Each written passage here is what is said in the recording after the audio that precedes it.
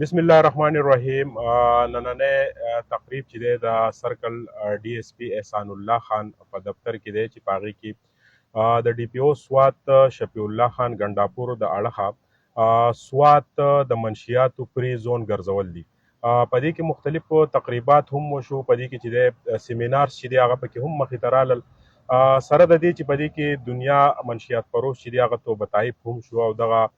ټینور روان دی چې سوات د ټوریزم هب جوړ کړو او د منشیاتو او د هر قسم جرایمو نه پاک وساتو. په دې کې احسان الله خان چې کومه کمیټه تشکیل کړې وه نو په هغې کې اس ایچ او غالګې جان عالم خان او د هغه سره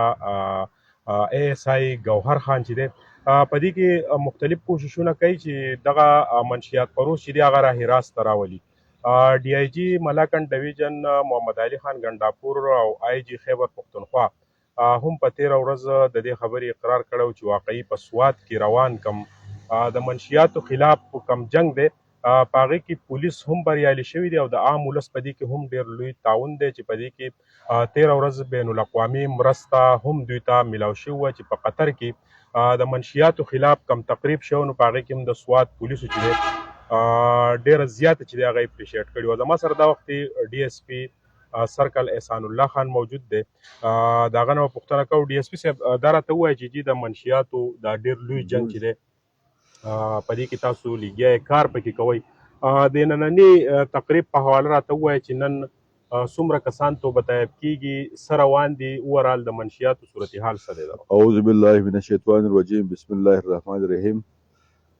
سهیل باچا خان زه ستاسو سهیل باچا خان مزور شاه باچا زه ستاسو او ستاسو د ټیم دلته په راتګ زه تاسو ته هرکلی وایم او اصل خبره دا ده لکه څرنګه تاسو ته پته ده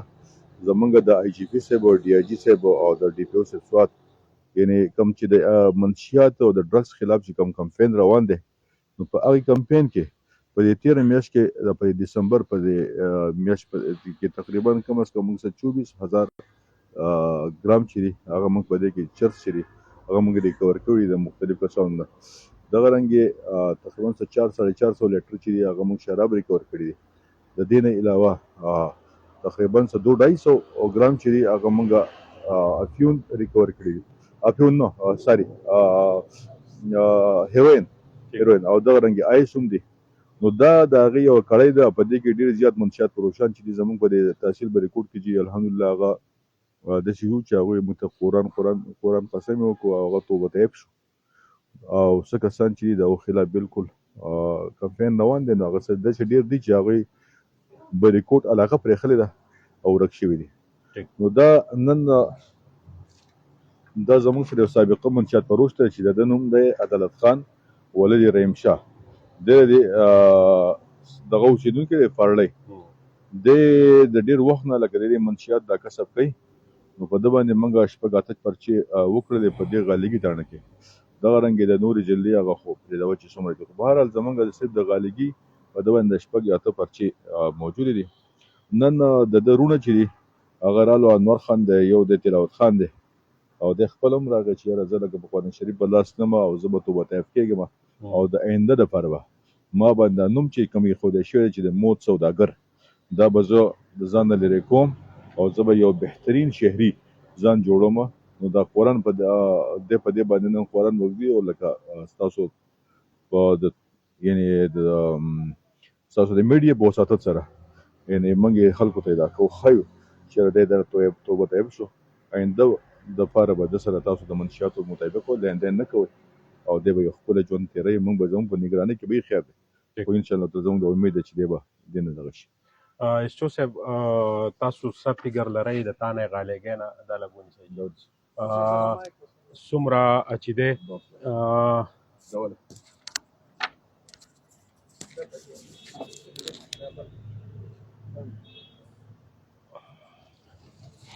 ایسچو صاحب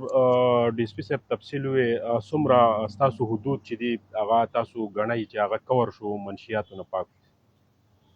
بسم الله الرحمن الرحیم. زما د تعیناتۍ تقریبا دا درېیمه میاشت روانه ده او مونږ زه چې څنګه رالم نو د ډي اس پي صاحب په زیر نګرانۍ مونږ په بریکوټ کې او په خوش علاقو د منشیات فروشو خلاف مهم سټارټ کړو چې په هغې کې په دې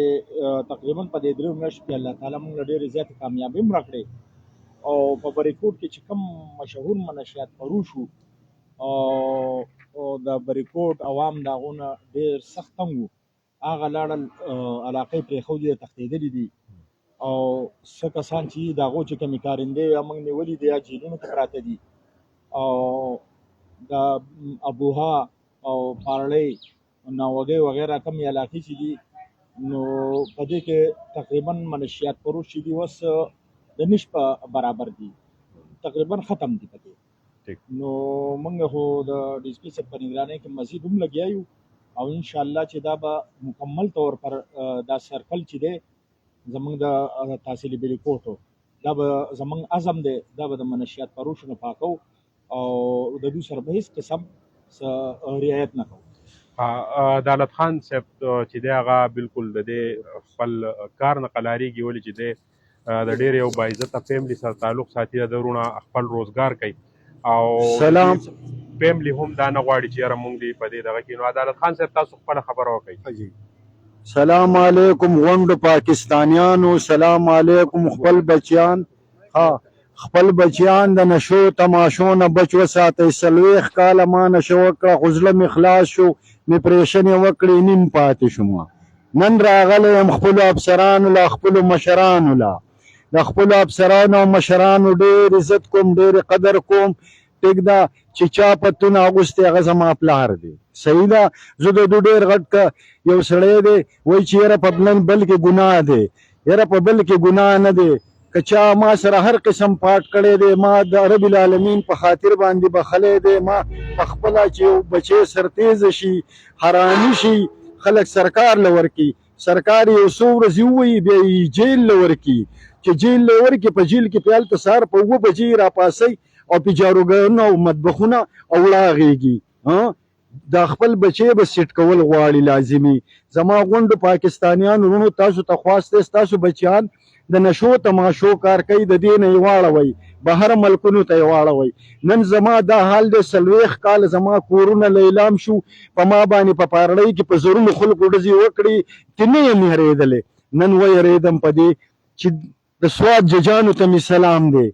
چې 4 پیرې په 20 ورځو کې مال ضمانت راکو چې زما زړه خوږ دی د سوات ججانو ته مې سلام دی خپلو مشرانو افسرانو ته مې سلام دی زم د دې پتلون پیدا کس یم صحیح ده زما توبه ده زما د پلار زما د نیکه زما د ور نیکه توبه ده چې زه به خیر ټولوم زما زامن ظلمي شوي دي خو زه به د منشیاتو والا سړي سره 15 قدمه کېننم بس زما وجود ختم دی زه چې مازدیګر چې زه کټ کې پروت نه یم نو زما وجود چوتېږي نه زما په خپو کې دم نشته زه نیم شوم د دې ګبراوټ د لاسه چې هر وخت د پولیس موبایل را روان دی او زما زړه رپېږي هر وخت د پولیس موبایل را روان دی او زما زړه رپېږي زما د دې وجې نه زړه ختم شو تباه شوم زما غونډ پاکستانیانو زما رونو ځان د نشو نه بچ وساتئ وایي نشه هېڅ شی نه ما 2000 سګرټ څکلي دي ما جاني واکر بوتل څکلي دي مګر ما یې نه ده لیدلې نشي چې ستا په جسم کې یې نه وي ستا به نشي ستا په جسم کې کله یونه ختمه شوه ستا نشه ختمه شوه تو شراب بوتل راواله وایس چې پته یې نشه وکړه راشه زما په مخ لاړې زما عمر 54 کالو ته ورسېدو بس زه د دې کار نه توبهګار کېږم زه د خپلو افسرانو سره چې زما وس متعلقې منډه ترړه به کوم او د دوی تابعدار به یم او چې دوی څه وایي نو ما دې راغواړي صحیح ده خو زما د دې نه په دې قرآن باندې زما توبه ده بس بیا بس ټیک او لاس پکې ده بس ټیک صحیح ده لاس مې پکې خودو صحیح ده صحیح ده انوره تاسو راته دا وایي چې تاسو